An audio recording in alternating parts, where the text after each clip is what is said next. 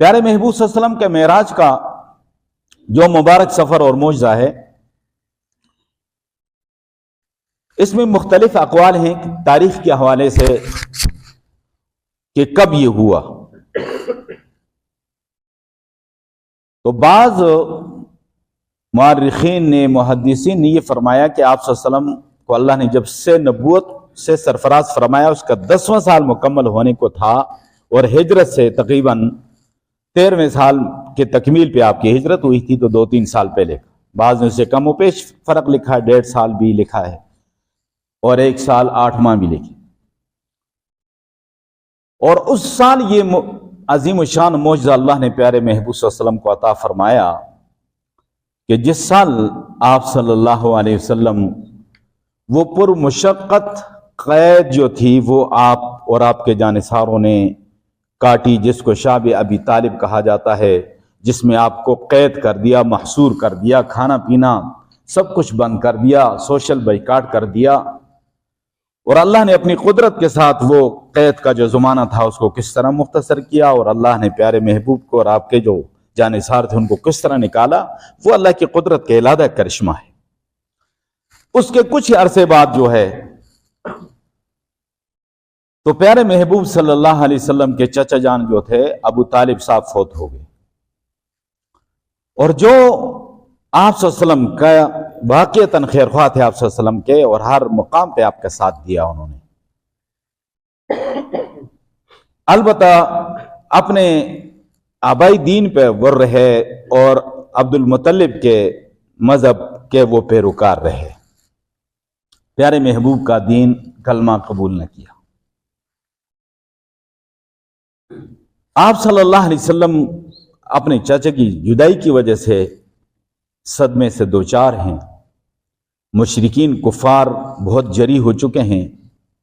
ان کا رویہ جو مخالفانہ تھا اب وہ جارحانہ ہو چکا تھا، اور باقاعدہ سے آپ صلی اللہ علیہ وسلم پہ دسترازیاں شروع کر دی۔ اور اسی دوران میں آپ صلی اللہ علیہ وسلم کی زوجہ محترمہ اما خدیجہ الکبریٰ رضی اللہ تعالی عنہا، جنہوں نے بہت بڑی قربانیاں دی اور پیارے محبوب صلی اللہ علیہ وسلم کا ساتھ دیا، وہ بھی فوت ہو گئی۔ اس سال کا نام پیارے نبی صلی اللہ علیہ وسلم نے عام الحزن رکھا، غم کا سال۔ جب مشرکین نے ظلم ستم کی انتہا کر دی تو آپ صلی اللہ علیہ وسلم طائف کی طرف تشریف لے گئے۔ آپ کا بچپن وہاں گزرا، رضاعت کا زمانہ وہاں گزرا، اور کچھ رشتہ داریاں بھی تھی وہاں اور بھی، اور وہاں کے لوگوں کو اس وقت کے لحاظ سے نسبتاً پڑھا لکھا اور سمجھدار سمجھا جاتا تھا۔ ان سرداروں کے پاس آپ گئے تو ایک ایک سردار نے آپ کی دعوت کو ٹھکرا دیا، اور صرف ٹھکرایا ہی نہیں بلکہ اوباش قسم کے لونڈوں کو آپ کے پیچھے لگا دیا، جو تالیاں بجا رہے ہیں، سیٹیاں بجا رہے ہیں، آپ پہ پتھراؤ کر رہے ہیں۔ آپ صلی اللہ علیہ وسلم واپس تشریف لے آئے اس حالت میں کہ آپ صلی اللہ علیہ وسلم کا جسم مبارک زخمی ہو چکا ہے، اور حضرت زید ابن حارثہ رضی اللہ تعالیٰ عنہ پیارے محبوب صلی اللہ علیہ وسلم کے بچاؤ کرتے کرتے بہت زیادہ شدید زخمی ہو چکے، یہاں تک کہ ان کے سر پہ بہت گہری چوٹ بھی لگ چکی تھی۔ بہرحال اسی حالت میں واپس آئے تو ایک مقام ہے وادی نخلا، وہاں پر پہنچے تو اللہ تبارک و تعالیٰ نے سب سے پہلے جنات کی ایک جماعت کو پیارے محبوب صلی اللہ علیہ وسلم کی طرف پھیر دیا۔ آپ فجر کی نماز میں قرآن پڑھ رہے تھے اور جنات کی جماعت وہاں پہنچ گئی، اور اس کا ذکر قرآن میں ہے۔ اہل طائف نے ٹھکرایا آپ کی دعوت کو، اللہ نے جنات کو بھیج دیا، اور جنات نے آپ صلی اللہ علیہ وسلم کی دعوت کو قبول کر لیا۔ قرآن کو سنیے، وَإِذْ صَرَفْنَا إِلَيْكَ نَفَرًا مِّنَ الْجِنِّ يَسْتَمِعُونَ الْقُرْآنَ، اور جب ہم نے پھیر دیا آپ کی طرف جنات میں سے ایک جماعت کو، یستمعون القرآن، جو قرآن کو سن رہے تھے، فلما حضروه قالوا انصتوا، جب وہاں پر حاضر ہو گئے اور فرمایا ایک دوسرے سے کہ خاموشی اختیار کرو، اب بولنا نہیں، قرآن پڑھا جا رہا ہے، بڑی شان والا کلام پڑھا جا رہا ہے۔ فلما قضی ولوا الی قومہم منذرین، جب قرآن جتنا پیارے نبی نے پڑھانا تھا پڑھ لیا، مکمل کر لیا، انہوں نے سننے کے بعد ولوا الی قومہم منذرین، خود ایمان لے آئے اور واپس اپنی قوم کی طرف پلٹے اور قوم کو بھی ڈرانے لگے اور قوم کو دعوت دی۔ قالوا یا قومنا انا سمعنا کتابا انزل من بعد موسیٰ،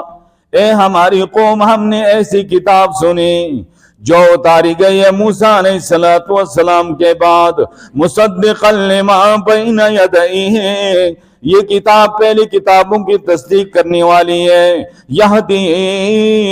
الی الحق، حق بات کی رہنمائی کرنے والی ہے، وَإِلَىٰ طَرِيقٍ مُسْتَقِيمٍ، اور سیدھے راستے کی طرف رہنمائی کرنے والی ہے۔ یا قومنا اجیبوا داعی اللہ وآمنوا بہ، اے ہماری قوم، اللہ کی طرف بلانے والے اس داعی کی دعوت کو قبول کر لو اور اس کے برکت سے وآمنوا بہ، تم جب ایمان لے آؤ گے، یغفر لکم من ذنوبکم، اللہ تمہارے گناہوں کو معاف کر دے گا، ویجرکم من عذاب علیم، اور تم کو دردناک عذاب سے اللہ بچا دے گا۔ یہ آیتیں انہوں نے سن کے اپنی قوم کو بھی دعوت دے دی۔ پیارے محبوب صلی اللہ علیہ وسلم کو پتہ نہیں ہے کہ کیا ماجرا ہے۔ پھر اللہ نے قرآن اتارا اور فرمایا، پیارے محبوب صلی اللہ علیہ وسلم کو اطلاع دی اور فرمایا کہ قُلْ أُوحِيَ إِلَيَّ أَنَّهُ اسْتَمَعَ نَفَرٌ مِّنَ الْجِنِّ فَقَالُوا إِنَّا سَمِعْنَا قُرْآنًا عَجَبًا يَهْدِي إِلَى الرُّشْدِ فَآمَنَّا بِهِ وَلَن نُّشْرِكَ بِرَبِّنَا أَحَدًا۔ فرما دیے پیارے محبوب صلی اللہ علیہ وسلم، بے شک میری طرف وحی کی گئی ہے کہ بے شک جنات کی ایک جماعت نے قرآن سنا، یستمعون القرآن قُلْ أُوحِيَ إِلَيَّ أَنَّهُ اسْتَمَعَ نَفَرٌ مِّنَ الْجِنِّ، آپ فرما دیجئے میری طرف وحی کی گئی ہے، جنات کی ایک جماعت نے قرآن سنا اور ان نے کہا کہ ہم نے بڑی عجیب کتاب سنی، بڑا عجیب کلام سنا، یہدی الی الرشد، یہ رہنمائی کرتی ہے رشد اور ہدایت کی طرف، فآمنا بھی، ہم اس پہ ایمان لے آئے، ولن نشرک بربنا احدا،